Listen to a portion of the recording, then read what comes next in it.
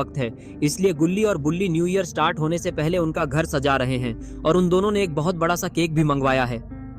बुल्ली gifts को अपनी जगह पे जमा रहा होता है और गुल्ली ने पहली बार इतना बड़ा केक देखा है, इसलिए वो उस केक को देखकर बहुत ही ज्यादा खुश हो रहा होता है।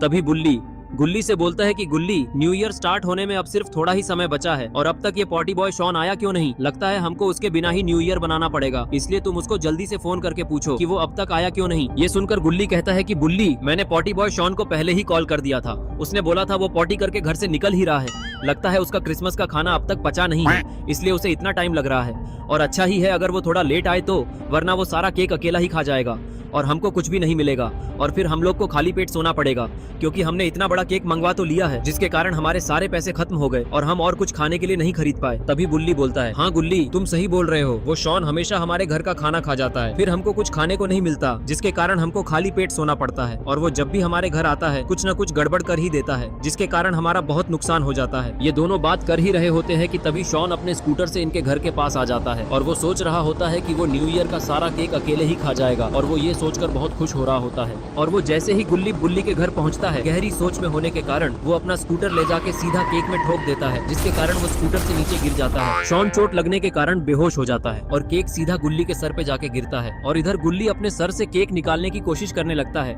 लेकिन केक बहुत बड़ा है जिसके कारण वो केक उसके सर से निकल ही नहीं रहा। बहुत देर कोशिश करने के बाद गुल्ली हार मान लेता है और बुल्ली से मदद मांगता है। उसके बाद बुल्ली गुल्ली के पास जाता है और उसकी मदद करने लगता है। बुल्ली केक को दूसरी साइड से पकड़कर खींचने लगता है, लेकिन केक फिर भी नहीं निकलता तो बुल्ली केक को जोर से खींचता है जिसके कारण केक और बुल्ली दोनों दूर जाके गिरते हैं और केक पूरा खराब हो जाता है। और तभी पॉटी बॉय शॉन को भी होश आने लगता है और वो उठ के खड़ा हो जाता है और तभी गुल्ली उसको गुस्से से बोलता है कि शॉन, तुम्हें स्कूटर चलाना नहीं आता क्या? जब भी तुम आते हो कुछ ना कुछ गड़बड़ कर ही देते हो, देखो तुम्हारी वजह से न्यू ईयर का केक पूरा खराब हो गया, अब हम न्यू ईयर पार्टी कैसे करेंगे? तभी शॉन बोलता है कि गुल्ली, मुझे माफ कर दो, मुझे स्कूटर चलाना तो अच्छे से आता है, लेकिन मैं केक के बारे में सोचकर बहुत ज्यादा खुश हो गया था और मेरा ध्यान पूरा केक खाने की तरफ था। तुम्हें तो पता ही है मुझे केक खाना कितना पसंद है और जब मैंने इतना बड़ा केक देखा तो मैं उसको ही देखता रह गया जिसके कारण मेरा ध्यान भटक गया और गलती से स्कूटर केक से आके टकरा गया। तभी बुल्ली उठकर खड़ा होता है और गुस्से से शॉन से बोलता है कि शॉन, तुमने ये पहली बार नहीं किया, तुमने क्रिसमस पे भी आके हमारा काम खराब किया था और अब तो तुमने सीधे न्यू ईयर का केक ही बर्बाद कर दिया। अब तुम ही बताओ, इतनी रात को तो सारी दुकानें भी बंद हो गई होंगी, तो हम लोग नया केक कहां से लाए?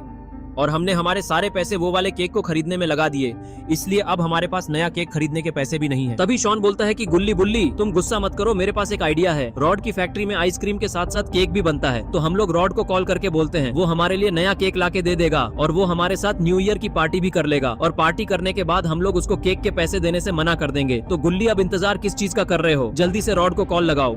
और फिर गुल्ली अपना फोन पॉकेट से निकालता है और रॉड को कॉल लगाने लगता है, लेकिन रॉड तो गुल्ली का कॉल ही नहीं उठा रहा। तभी रॉड की वैन गुल्ली बुल्ली के घर के सामने आके रुकती है, लेकिन उसमें से रॉड नहीं बल्कि चुन्नी उतरता है और वो बहुत ही ज्यादा घबराया हुआ लग रहा है। और फिर चुन्नी अपने छोटे छोटे पैरों से भाग के गुल्ली के पास जाता है। तो गुल्ली चुन्नी से पूछता है कि चुन्नी, तुम इतनी रात को यहाँ क्या कर रहे हो और रॉड कहाँ है? मैंने उसको कॉल भी किया, लेकिन रॉड ने मेरा कॉल ही नहीं उठाया। कहीं रॉड हमारे बिना अकेले पार्टी तो नहीं कर रहा जिसके कारण वो हमारा कॉल नहीं उठा रहा। तभी चुन्नी बोलता, गुल्ली ऐसी बात नहीं है, हम लोग बहुत बड़ी मुसीबत में हैं, इसलिए मैं तुम्हारे पास आया हूँ, क्योंकि रॉड को ग्रैंडपा और मिस्टर मीट ने मिलकर किडनैप कर लिया है। वो दोनों आइसक्रीम खरीदने के बहाने से हमारी फैक्ट्री में आए और उन्होंने रॉड के ऊपर हमला कर दिया। क्योंकि रॉड तुम लोगों का दोस्त है, इसलिए ग्रैंडपा तुम दोनों से बदला लेने की बात भी कर रहे थे और मैं बहुत मुश्किल से अपनी जान बचाकर तुम लोगों से मदद मांगने आया हूँ।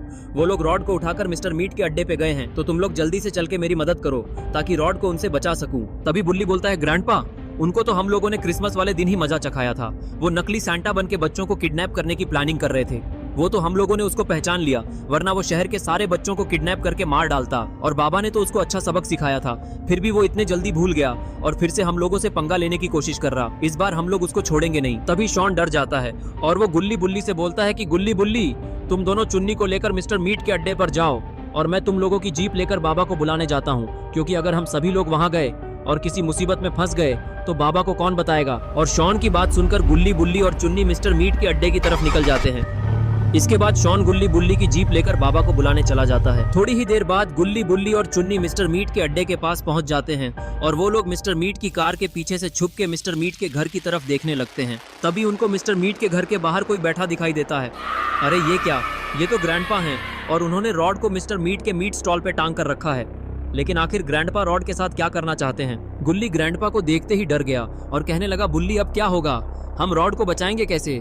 ग्रैंडपा तो घर के बाहर बैठे हुए हैं और जब तक वो वहाँ पर बैठे हैं तब तक हम रॉड को बचा नहीं सकते। बुल्ली बोला, हाँ मेरे भी यही समझ में नहीं आ रहा। अब हमारे पास एक ही तरीका है, क्योंकि अभी मिस्टर मीट यहाँ पे नहीं है, इसलिए हम दोनों में से किसी एक को ग्रैंडपा का ध्यान भटकाना होगा और तभी हम रॉड को वहाँ से बचा कर ला पाएंगे। तो बताओ हम दोनों में से कौन ग्रैंडपा का ध्यान अपनी तरफ खींचेगा और कौन रॉड को बचाने जाएगा? ये लोग बात कर ही रहे होते हैं तभी मिस्टर मीट के घर का दरवाजा खुलता है और उसमें से कोई बाहर आता है। अरे ये क्या, ये तो मिस्टर मीट है और ये तो काफी गुस्से में लग रहा है। और फिर मिस्टर मीट चल के ग्रैंडपा के पास पहुँचता है। इसके बाद मिस्टर मीट ग्रैंडपा से आके कहता है कि ग्रैंडपा तुम किसी काम के नहीं हो, मैंने आपको एक काम दिया था वो भी आपसे पूरा नहीं हुआ। मैंने बोला था ना कि जब तक मैं घर के अंदर से वापस आता हूँ तब तक ये रॉड का काम तमाम कर देना। तभी ग्रैंडपा गुस्सा हो जाते हैं और मिस्टर मीट से बोलते हैं कि सुन रे मोटकू, तू मुझे मत सिखा कि मुझे क्या करना है और क्या नहीं, क्योंकि यहाँ पे ज्यादा ताकतवर तू नहीं बल्कि मैं हूँ, तो जो मैं बोलूंगा वही तुझे करना होगा। और मैं तेरा आने का इंतजार कर रहा था, नहीं तो मैं तो कब का इस रॉड का कीमा बिरयानी बना चुका होता। और अब तू आ ही गया है तो जल्दी से इस रॉड का काम तमाम किया जाए। तभी गुल्ली बोलता है कि बुल्ली तुमने सुना, ये लोग रॉड का काम तमाम करने वाले हैं, इसलिए मैं बिना टाइम वेस्ट किए उसको बचाने जा रहा हूँ। तभी बुल्ली उसको अकेले जाने से मना करता है, लेकिन गुल्ली उसकी बात नहीं सुनता और फिर गुल्ली सीधे ग्रैंडपा और मिस्टर मीट की तरफ दौड़ लगा देता है। और फिर गुल्ली मिस्टर मीट को जाके एक जोरदार किक मारता है, लेकिन इससे मिस्टर मीट को तो कुछ नहीं होता बल्कि गुल्ली ही गधों की तरह नीचे गिर जाता है। इसके बाद मिस्टर मीट गुल्ली पे हमला कर देता है।